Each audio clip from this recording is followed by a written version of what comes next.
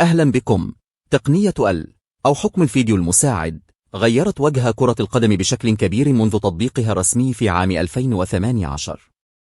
قبل كانت القرارات التحكيمية تعتمد بشكل كامل على رؤية الحكم الميداني ومساعديه، مما كان يؤدي إلى أخطاء مؤثرة في نتائج المباريات.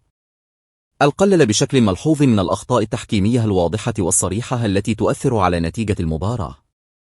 التقنية تسمح للحكام بمراجعة اللقطات المصورة في حالات معينة مثل الأهداف، ركلات الجزاء، البطاقات الحمراء المباشرة، وحالات الخطأ في تحديد هوية اللاعب.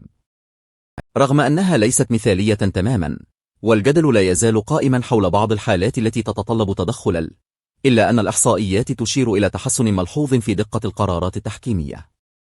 مثلا، في بعض الدوريات زادت نسبة القرارات الصحيحة إلى 93% بفضل مقارنة ب88% قبل تطبيقه. ساهم في زيادة العدالة والشفافية في اللعبة، لكنه أيضا أضاف بعض التعقيد وأثار نقاشات حول تأثيره على روح اللعبة.